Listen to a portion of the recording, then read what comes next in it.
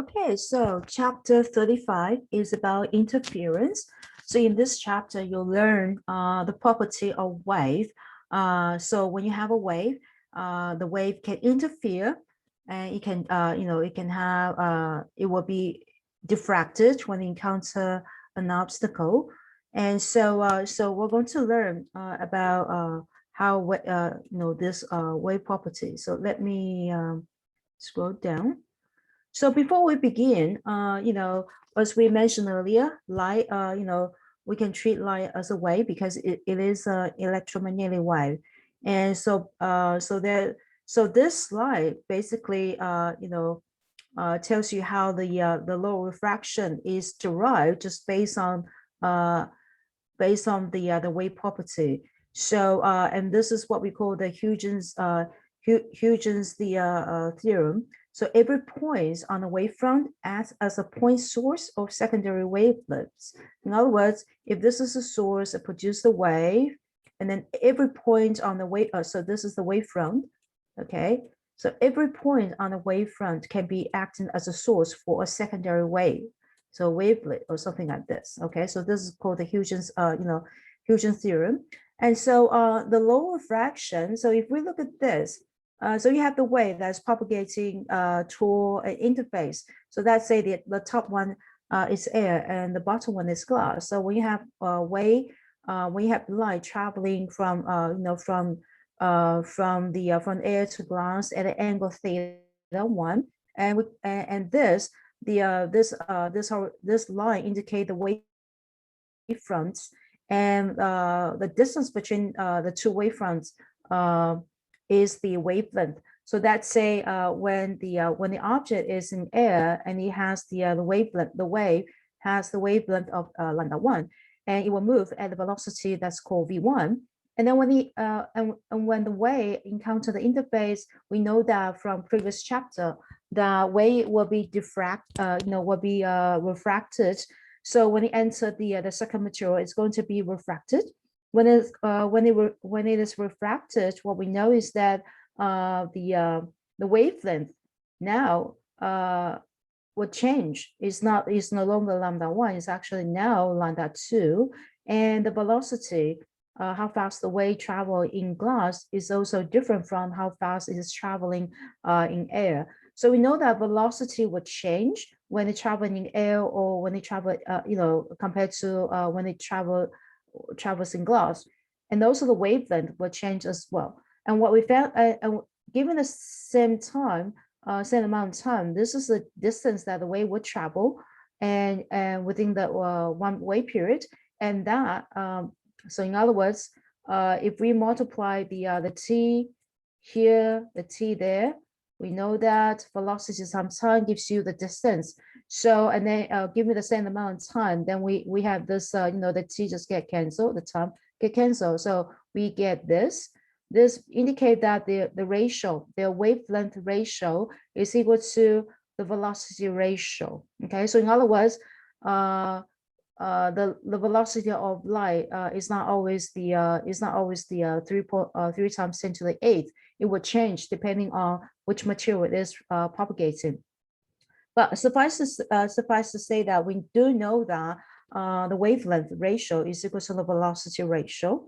Okay, and the index of refraction, we mentioned in previous chapter that it is by the this is how we find the index of refraction, which is the ratio of the speed of light. So c is the speed of light in air or in vacuum, and v is the velocity of light in that material, and this is how we find the index of refraction. Okay, so in that case, we know that n1, if this this one has the index of refraction n1, then n1 is equal to c over v1, and n2 is equal to c over v2. Okay, so in that case, then we can so you have that, and then we can actually rearrange that, and what you get is that just based on the distances travel, and based on the velocity would change when the distance that it travel would change, then you can set up like n1 sine theta 1 is equal to n2 sine theta 2, and that's because just based on this this diagram, we know that the sine theta 1 over sine theta 2 is equal to the wavelength ratio that's equal to the velocity ratio. So and then replace the velocity with the index of refraction, then we get n1 sine theta 1 that's equal to n2 sine theta 2. Okay, so this basically to give you the this is how we derive Snell's law. And so based on this picture, we know that velocity can change. We also know that wavelength can change. So the next question is, will frequency change? Because velocity and wavelength and frequency, they are related to each other. If wavelengths change, if velocity changes, would the frequency, the wave frequency change as well? So in order to find that, what we can do is that let's look at this slide. So we know that let's say lambda, because lambda n is equal to lambda over and then velocity over the okay, how about let's say that. So lambda 1 over lambda 2 is equal to v1 over v2. So if we take one of them is is c. So let's say if this is just lambda, and over the lambda n, and then this is the velocity here. If that's a speed of light, then that's a c, and v we just say that v, this is how fast it travels when the material has index of refraction. Then we know that the lambda n would just be lambda and then times the velocity over the speed of light. Okay, and then we also know that just based on the index of refraction definition, then your lambda n is actually a function of the index of refraction. Well, the index of refraction is a function of wavelength, and the index and the wavelength can change, and how much is changed by different n is specified by this equation. So the wavelength in a material that has an index of refraction would change, and it is lambda over n. So if you have, let's say, if you have 600 nanometer light in air, then when that light traveling through glass, then the wavelength will no longer be 600 in 600. It will actually be smaller. It will be 600 divided by the index of refraction of the glass. So it will be shorter. Okay, and so then we know that from the wave property, velocity, wavelength, and frequency, they are related to each other. So this is how they related to each other. And so velocity is equal to lambda over frequency. And let's say if we don't know whether frequency, because we don't know whether frequency will change, when wave propagating in different materials. So let's say in general, that just say that the frequency in a material that has an index of refraction n is equal to the speed of light over lambda n. Okay, and so you have your lambda n that's equal to, so what is your v? V is c over n, right? And lambda n is lambda over n. So you can see that the index of refraction just get canceled. So what you have is that the frequency in the material that has an index of refraction n that's equal to c over lambda. So what is c over lambda? When you look at this equation, if the velocity is c and you have the lambda there, that would just be the frequency in air or in vacuum. So in other words, your Fn is equal to F. So what does that mean? It means that frequency does not change. Frequency doesn't change even though when wave travel from one material to another material. The only two quantity will change will be the velocity and also the wavelength. However, the number of oscillation per second remains the same. The frequency will remain the same. Okay, so that basically tells you the wave property of light, that this would change and the velocity would change, and this is the definition of the the index of refraction. So then, what we know is that wavelength will change. So then here comes an interesting question. What about, let's say, if we have a material, okay, let's say we have the material, actually two materials, okay. So the top one has N1, has an index of refraction N1, and the bottom one has index of refraction N2. And let's say it has the same thickness, let's say capital L, okay. So let's say we have a light source, and we're going to send light propagating through air through the top one. So this is going to same wave. So the wave here has the same wavelength, has the same frequency, has the same velocity, which is speed of light, c. And then when it passes through this distance L, and it's going to continue to travel and then emerge on the other side, okay. And what we know is that the wavelength, before you enter the material, has a wavelength lambda. And then once it emerge from the other side, we also know that the wavelength still has the value of lambda, and that's because lambda is only will change only when there's when the index of refraction is different. And from looking at this, you can see that the wavelength in air will be the same. What about the wavelength inside this this material? What we see here is that your wavelength will change, and which is going to change by this amount, which is the lambda. Lambda is the wavelength in air over the index of refraction N1. And so the bottom one also, the number of wavelength that will fit into this L, is also can be found, and we know that the wavelength in this second material is lambda over N2. Okay, so then the question is, would these two waves, so these two waves before we enter the material, they have the same phase, meaning that there's no phase difference, and then once they pass through the different, once they propagating through a different material but has the same distance, and the wave will emerge on this side, will those two waves remain the same phase, remain the same phase, or would there be a phase change? In other words, would there be like the sign of the sinusoidal flow inside the argument? Would there be the same or different? Okay. So how do we decide whether they have the same phase or not? We know that before that, initially they are the same phase, and then we pass it through this.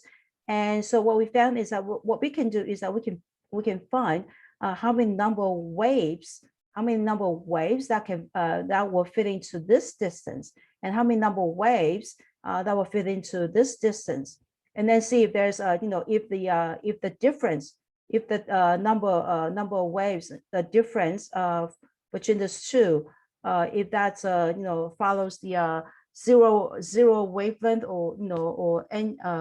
or multiple integer multiple of the wavelength, then we know that it must remain the same phase. If it has different values, then the phase will be different. So we call the number of waves, the number of waves that can fit into this this distance L, we call that N1, capital N1. Then that will be the distance L over the wavelength of the top one. So the wavelength of the top one will be, let's say, lambda N1. So which is and then knowing that lambda N1 will be lambda over N1. So you have when you replace lambda N1 with this expression, then you will have the L, you have the lambda in the denominator, and then flip the N1. So you have the L N1 over lambda. And you will do the same thing for N2. So for N2, you will have the L N2 over lambda. So this indicates the number of waves. The number of waves will fit in this distance, and this indicate N2 indicate the number of waves that will fit in this distance. Okay, so if the difference of the number of waves that can fit in within the same distance is the integer number of wavelength, then we call these waves, these two waves, they will be in phase, so there's no phase change.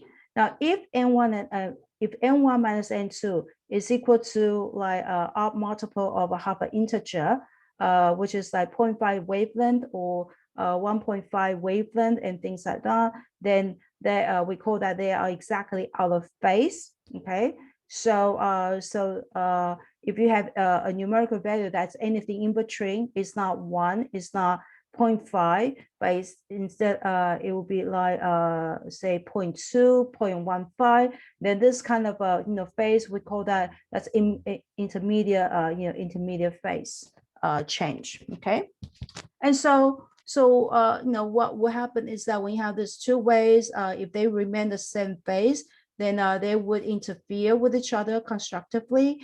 And if they remain out of phase, where they interact with each other, they're going to, we call that, destructive. The interference is destructive, complete destructive.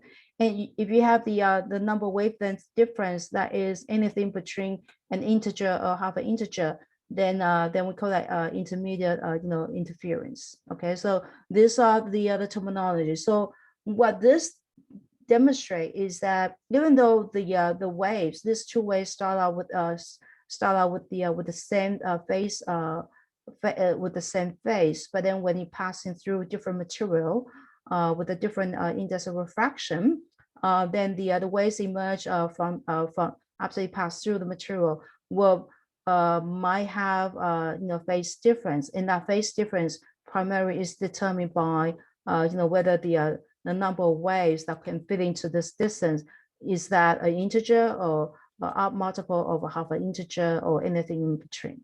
Okay, so that's that.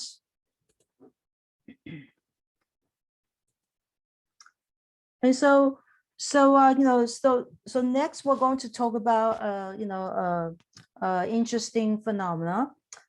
This is called diffraction. So what is diffraction? Diffraction will occur when the wavelength of light is comparable to the dimensions of the openings of a barrier encountered by the wave. Diffraction occurs. So diffraction will actually occur not just for light, it is for a wave. So, and light is a wave. So when the wavelength of the wave is comparable to the dimensions of the opening, then diffraction will occur. Okay, so this is basically a diagram. So let's say we send waves of wavelength lambda. So all this vertical are the wavefronts, and the distance between the wavefronts is the wavelength.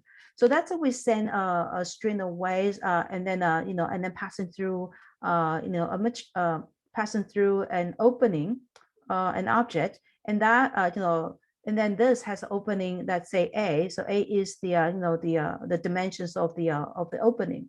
And what we found is that light does not just travel without any changes. What's going to happen is that when the opening is comparable to the wavelength, then light will get bent. Okay, so and the degree of bending has to do with how the opening, the dimensions of the opening in relation to the wavelength. And as you can see, so light will bend, and you can see that it actually curved due to when you encounter this barrier. And if let's say this is when A is equal to 6 times the wavelength.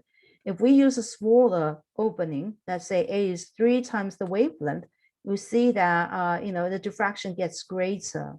Okay, and when A is even smaller, let's say 1.5 wavelength, you can see that it's very diffracted. So just by looking at this diagram, we know that the narrower the slit, the greater the diffraction. Okay, so light will get bent to a much greater degree when the opening is smaller. Okay. Okay, so this is one of the wave property. When wave encounter a barrier, it will get it will get bent, and this kind of phenomena we call that diffraction. And so back in Thomas Young's so next one, what we're going to talk about is that Thomas Young's interference experiment. So Thomas Young wanted to do an experiment. Thomas Young was the one that stood in Napoleon's time. I don't, the Rosetta Stone was actually Thomas Young's doing. Okay, when he went to Egypt, and then they found the stone in Egypt, and then they uncovered the stone. They were like two different or several different languages carved on the stone, Rosetta Stone. And Thomas Young, he was very familiar with the Latin, and he was familiar with the other languages, and he was able to decipher what's carved in on the stones. So and that's why when you learn a language, we call it's like Rosetta Stone, because yeah, from one language to another. So Thomas Young, so that was one of the things that Thomas Young achieved, and also Thomas Young was a scientist, and back then people did not accept the view that light is a wave.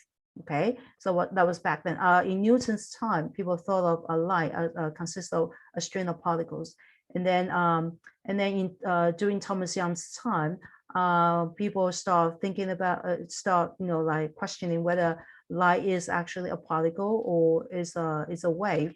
So Thomas Young wanted to do an experiment to verify that light is actually a wave. So he come up with this experiment.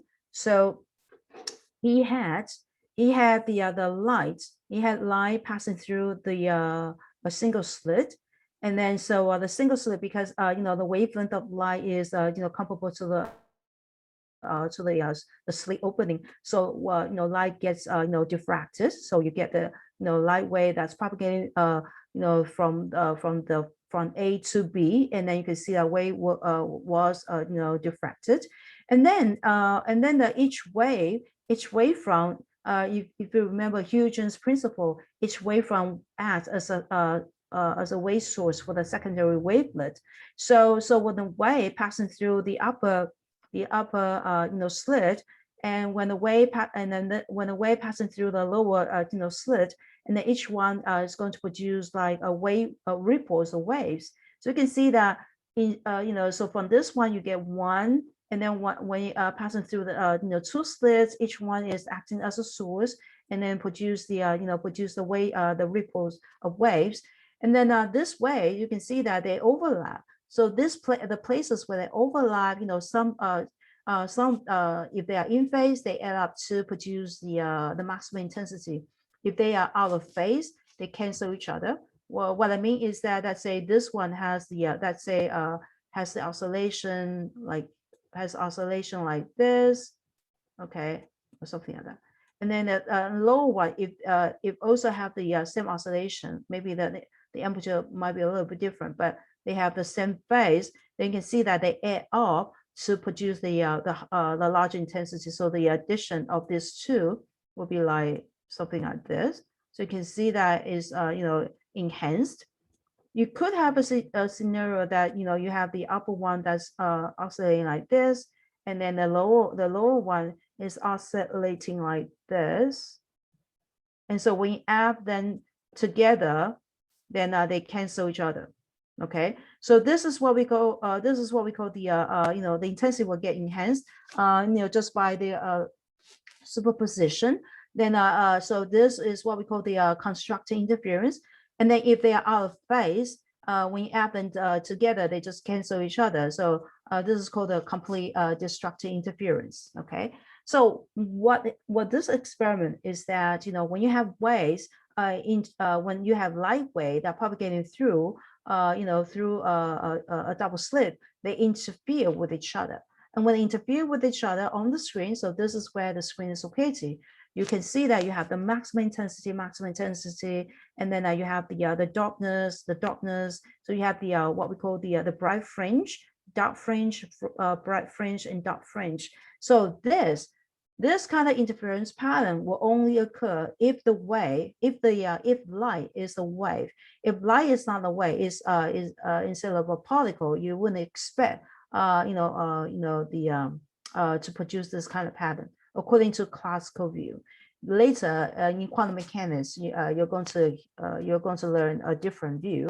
And of course, now we all know that light has duality, meaning that light can be, sometimes act as a wave, and light can sometimes act as a particle. So it has duality. Okay. And also particle can actually produce interference pattern as well. You're going to learn in quantum mechanics. But anyway, according to classical view, when you have a particle, it will not produce this kind of interference pattern. But then when he did the experiment, he actually demonstrated that light can behave like light is actually behaves like a wave. So that convinced people then that light actually is a wave. And so if it's a wave, I'm sorry, if it is a wave, then it can have a wave property or wave, like interference, diffraction, and also polarization. Okay. Okay. So for fully constructed, interference, the path length difference is 0, or an integer number of the wavelength. So that's so the path length difference is, when we compare two waves, we're going to compare the path length difference. And in previous slide, we talked about the number of wavelength that can fit into the distance. If you remember 2 slides back, that forgot to mention that we are comparing the path length difference. How many different wavelength that has that will fit into the distance L. So anyway, so when the path length difference is 0 and the integer number of wavelength, then we call that fully constructive. And if the path length difference is up multiple of a half a wavelength, then we call that fully destructive. So Thomas Young's experiment fully convinced people that light is a wave.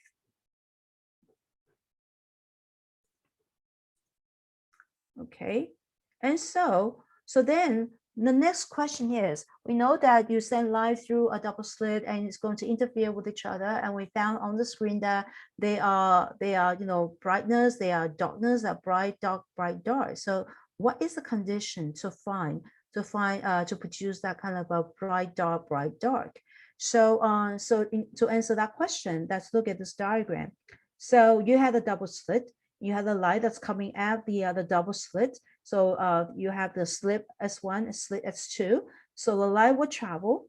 So the R2 is the distance for this ray, and the R1 is the distance for that ray. And then when they let's say on the screen, they are going to interact with these two rays are going to interfere. So we're going to see, at this point, what is it a bright spot or is a dark region? So let's say the separation. So this is a blown up version. So the slit width, we call that D, okay, lowercase d. And then let's say this is R2, this is R1. So just by looking at this two, we want to find the path length difference. If the path length difference is an integer multiple of a wavelength, then that must be constructive interference. So let's do that. Let's find out what is the path length difference between R1 and R2. So if this is D, okay, and let's say this is R2, this is R1, and in the middle from the central axis, if this is what we call the R, because they're so far away that we can approximate the we can approximate that this is the angle theta, and that will be what this theta is for the top ray, okay, and also for the bottom ray. So this is your theta there. So this is theta, and that theta is this theta. Okay, so this is theta and this is theta. So then now this must be theta just by looking at this trigonometry, because this is 90 and that is 90, so they have a common angle. So this theta and that theta must be equal to each other. Okay, so then if we look at this diagram, you can see that the additional distance R1 that has traveled would be this one. Okay, because if they are so far away, this is kind of like parallel to each other, and this must be the additional distance that the ray one will travel. So how do we calculate that? If we know this is rho d, if this is theta, then of course that additional distance would just be d times sine theta. So in other words, the path length difference, which we use symbol delta L, that must be equal to d sine theta. Okay, so you have the d, you have sine theta. So for fully constructed that produce bright fringes, this is a condition that has to be met. That is, the d sine theta has to be equal to integer multiple of a wavelength. So mathematically, this is how we will write it. So d sine theta, that's equal to m lambda. That is a condition for bright fringe to occur. And also this equation tells you where the bright fringes will occur on the screen. And your m start from 0, 1, 2. So the 0 here, if you plug in 0 here, that is a zeroth order, meaning that theta is 0. So on the screen, you will see the bright spot here. Now for m equal to 1, then you can calculate that angle, and we call that angle theta 1. So that's this is m equals to 0. And then let's say this one, that's called that m equal to 1. So then from here, let me draw a line here. This is the angle theta 1. And you have the next order, let's say m2. And so this will be your theta 2. Okay, counting from the central axis. So you can see that the intensity pattern will have an evenly spaced on the screen, and theoretically they will have the same intensity, meaning that they are equally bright. Okay, and then between the bright fringes or the dark fringes. Okay, so you have the bright fringe that is well located, and the locations of the bright fringe can be found by using d sine theta. That's equal to n lambda, and your m is the order number. You have the 0th order, the 1st order, the 2nd order, and things like that. And so you can see that for each bright spot, it has a corresponding theta, and we call that theta 1, theta 2, and so forth. Now, so the top one will have the m equal to 1, 2, 3, and then bottom one we call that m is equal to -1, m is equal to -2. They are symmetrical about the central axis. Okay, so for double slit, this is the equation to use. That will have the d sine theta that's equal to m lambda. Okay, and this just shows you an example that when m equal to 2, the second order, what is theta 2? Then theta 2 would just be, when you plug in m that's equal to 2, that just be 2 lambda over d, and you can calculate that theta. And for fully destructed interference which produce dark fringes, this is the equation to use. You will have the d sine theta that's equal to odd multiple of the Hubble integer. So your m starts from 0, 1, 2, and then so you can see that the first dark fringe will occur when d sine theta is equal to Hubble wavelength, and the second dark fringe will occur when m equal to 1. That will be 3 halves lambda. Okay. All right. So for double slit, usually we will find the locations of bright fringes, primarily because the bright fringes are easily to locate.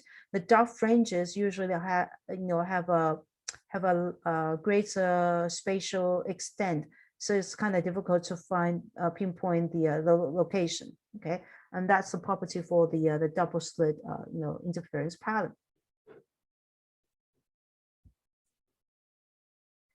So this basically this slide, the only thing that you need to know is the definition of coherence. Okay, what is coherence? When we talk about what the wave, if the waves are coherent, then they can interfere. They interfere with they interfere and will have much good interference pattern. So when phase difference is not very in time, the waves are said to be coherent. Okay, so in order to see the interference pattern, wave has to be coherent. Otherwise, you'll see they're just like out of order. All right. So that just means that, the phase can have a difference, but so long as the phase difference does not change in time, then the waves they are, they are coherent. Okay. And so this, okay, so we're not going to do this. So the next thing about the interference is the interference from thin films. We actually see thin film interference a lot. For example, when you blow a bubble, the soap bubble, you see a lot of very colorful on the surface of the soap bubble, and that is actually the underlying physics is interference from thin films. And also, if you look at the jewelry, sometimes they have a very nice coating and it produces a spectrum of color, and that's also is because of the interference from thin films. And also the camera, you can coat your camera so that you can eliminate or enhance a certain wavelength of light. So that's how it works. So let's say, you have the light, and then you have the thin film. So of course, when you say thin film, definitely involves the different object and has the object that has a very thin film. So before we start, I just want to mention that when there are several ways that can change the phase. So again, interference from thin films, the interference it can be constructive interference or it can be destructive interference. And to know the degree of interference, phase change is an important quantity to determine whether the interference is a constructive or destructive. So how do we determine the phase difference? So we mentioned that there's a path length difference. And if the path length difference is an integer multiple of a wavelength, then the waves can interfere constructively. Okay, so we know that path length difference is one quantity, definitely has to be considered. And the other thing is that when the wave or when light is passing through different material, then it can alter it can change the phase relation. So this is so if you let me scroll up.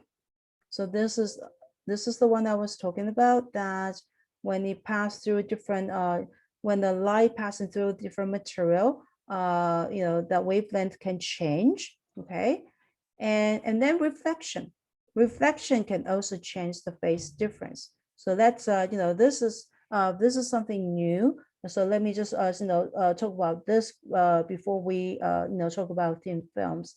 So reflection can change the phase relationship between two waves. So let's take let's look at this diagram. So this is a diagram that has a mechanical wave that is propagating through let's say you have a thick rope and you have a thin rope. So the interface, which is the where from thick rope to thin rope, is what we call the interface. So when you have the wave that's traveling through from the left, and let's say you have the wave that's moving, and then it will continue to move when it passes through the interface.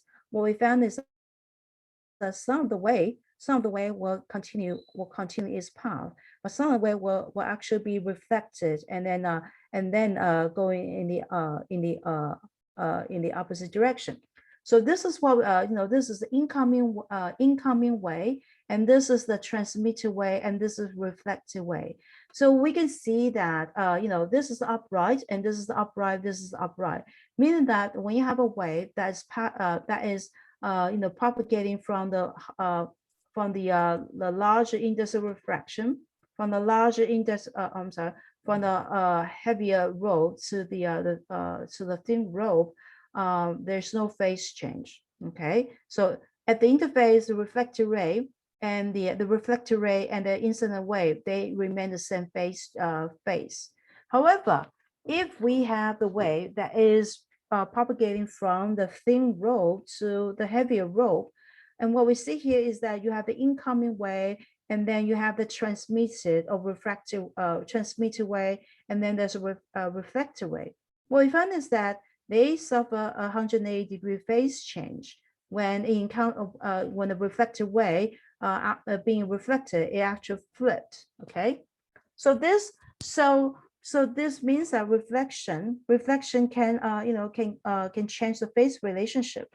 So applying to light, you can consider this as like you have the index of refraction. This is N1, this is N2, and this is the interface.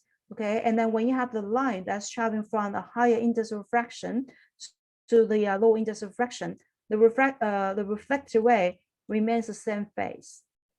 Okay, if your N1 is less than N2, then what happened is that at the the reflected ray will actually flip.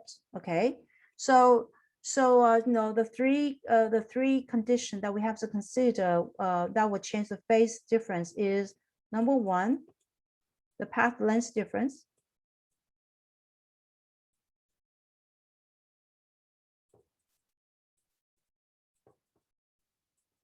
And number two, different materials.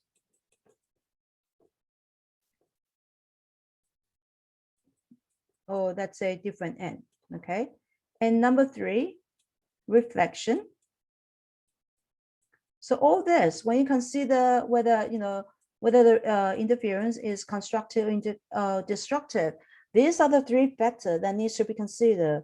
Path length difference, when the wave is traveling through different material, and if there's a reflection, if the wave is traveling from lower index of refraction to higher index of refraction, then the reflection will cause a phase change. Okay, so so no phase change for the reflected wave when the incident wave travels from high end to low end, this case, and there's a 180-degree phase change for the reflected ray when the incident wave travels from low end to higher end, like this case. Okay, so applying to the thin film, let's say you have this, you have three different material. You have each one has its own index of refraction. You have N1, you have N2, you have the N3, and you have the light ray that shine on this material this, and then let's see how light ray changes when propagating through this different material. I say this is where the incident light is coming at the interface, and this one, and it's going to reflect it. Okay, and so you can see that the reflection can can cause the a phase change depending on whether your N1 and N2, how the N1 and N2 are compared to each other. Okay, and when the light passing through this distance, and when the light passing through that distance, then and then emerge from this side, then you can see that when you compare your R1 and R2, when they interfere with each other, you also have to consider the wavelength will change because the wavelength can change because this is in N1, this R1 is primarily in N1, and R2 light actually travel a different material in a different material, and so that different end you also have to consider, and also your R2 travel additional distance. So the path length difference you also have to consider. Okay, so all this, all these three that you have to consider, and you have to compare, to see whether how N1 in comparison to N2 and in comparison to N3. Okay, and also for the reflection for this way, then you have to consider whether how the N2 compared to N3. And then this one might have might also have a phase change by reflection. Okay, so you might have a scenario that it will flick once, or you might flick twice. So that when you flick twice, then this is then it back to the same phase same phase as the R1. So for example, this is if I use upright to indicate the this one. So when it and then let me Let me erase this.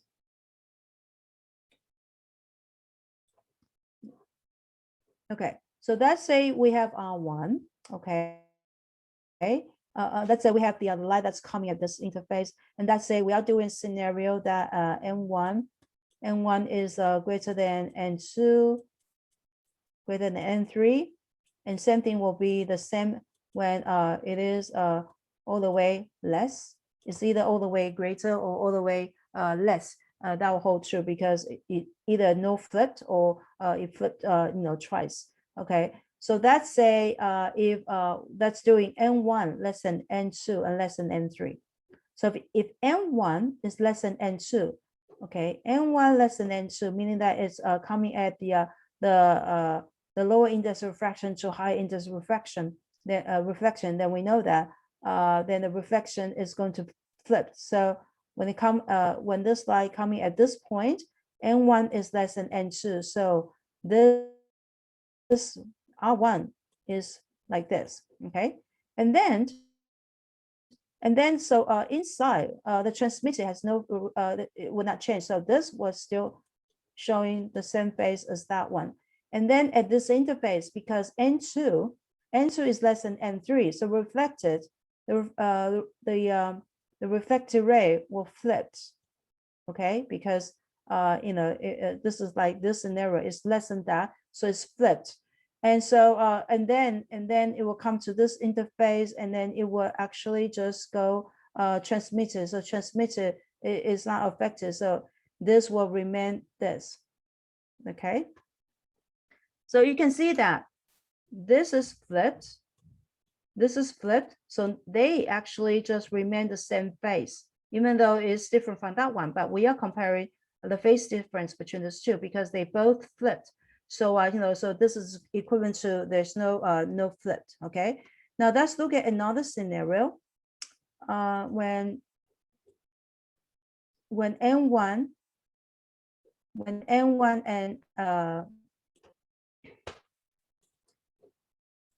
when N1 is less than N2, and then when N2 is greater than N3. All right, so when N1 is less than N2, so this is upright and come to here, and then because N1 is less than N2, so the reflected ray is flipped, just like what we had earlier, okay? And this one, the transmitter has changed, so come to here, it will remain the same phase as that one. And when it at this interface, N2 is greater than N3, so the reflected ray will remain the same as that one. It will not be flipped. And when it transmitted, it will still be like this. So you can see that they are subject to 180 degree phase difference. So that tells you that when there's a phase change once by reflection, then whatever condition for the bright will have to be the dark, because of the this additional consideration that you have to consider. So then so altogether, the equation that that you will have is this. So this is when so this actually this equation and that equation, this is for the condition that you have the when it flipped when it flipped once. So these two equations are for are for N1 less than N2, and then N2 greater than N3. Okay, so this slide, when it says that for fully constructive, that will be 2L. And then why is it 2L? That is because when you have the thin film, this is N1, N2, N3, the L here, it actually moved twice, so it traveled twice, so you have the 2L. So that is the phase the path length difference. The 2D that the d sine theta, if you remember, is equal to m lambda, so it's similar to that. So you have the 2L that must be equal to, and the half integer, odd multiple of half an integer because of the because under this condition, reflection will change the phase. So whatever that's for dark will be for the bright, and you can see that for the double. This equation, previously you learned this equations for is the one for the dark scenario, but when there's a reflection due to this, then the bright becomes the dark becomes the bright, the equation. So you have the 2L that's equal to n plus 1/2 and then lambda over n2, and lambda over n2, that is because the wavelength inside this material, the thin film, actually would change the wavelength. That also is one of the consideration as well. So you have the 2L, that's n plus 1/2 lambda over n2, and your n starts from 0, 1, 2. Okay, and for fully destructive, then you will have this equation, which is 2L as n and then times L over n2. Okay, and your n starts from 0, 1, 2.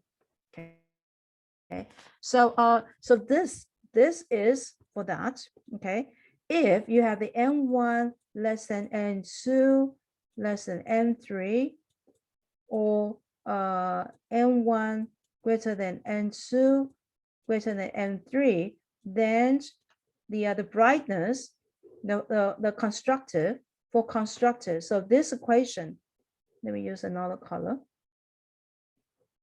This equation under this condition, that will be for the bright. Okay, because either there's no phase change or you flip twice, so it is equivalent to no phase change, and this equation becomes a condition for dark. Okay, so when you do problems, then you have to first of all know how n1, n2, and n3 are compared to each other. And in other words, once you're given n1, n2, n3, you need to decide whether it's this or that. If this is the the situation is n1 less than n2, n2 greater than n3, then this equation is for constructive, and this equation is for destructive. If, however, n1 is less than n2, less than n3, or n1 is greater than n2, is greater than n3, then this equation will be for the dark fringes, and this equation will be for the bright fringes. Okay, so that's highly important that you need to know how n1, n2, and n3 in comparison to each other. Okay, so thin film we use a lot, especially when you use a camera, and sometimes we want to eliminate unwanted wavelength. This is you can actually kind of have a dope the have a thin coating on the camera so that it will eliminate certain wavelength. Okay, and then another application for the interference is this kind of instrument we call that Michelson's interferometer. And Michelson's interferometer is a device that can measure quantity with a high precision, and primarily because you're dealing with, we're using the equation from the interference. And so the design is like this. So you have the source, light source, and you have the mirror, the splitting the light that go through this mirror, and then you have the light that's go through that mirror, and then they both will come to the observer here. So you can see that so this one the light ray that passing this mirror has a distance d2, and the light ray that passing through arriving at m1 has propagated d1. So the path length difference would just be 2d2 minus 2d1 because it's the round trip, and then the distance here and the distance there, they are equal to each other. So the path length difference would just be 2d2 minus 2d1. And so what we do is that if we want to measure the width of an object, we can just put it, insert it somewhere, and then you can if the material has the thickness L, then and then the number of waves that can that will fit into that will be 2L over lambda m. This is like what we did earlier, right? Just to see how many waves that can fit into that distance. So then the wavelength, is lambda over n. So you have that. And then, so this is when you have an object inserted, and this is when there's no object inserted. That would just be 2L over lambda. And then you can just find out, the difference. And if there's, if this is an integer multiple of the wavelength, that then there's, it is fully constructive. And so from there, you can actually deduce the thickness of that object. So that's basically the design that utilize the interference, and in order for us to measure quantity, the width or the dimensions of the object with high precision. Okay, so so this is just for your information. And so the other thing I want to show you is that I have let's see, let me bring this up. I have the the equation. Let's see, let me go to go to the course folder and click on modules. And then when you go to the resources and information recording, you click on the science for ray optics. So this file put the organize the equations from chapter 33, I'm sorry, 34 and 35 and even 36. So I just want to briefly let you know that this is the resource that you can use, and then organize that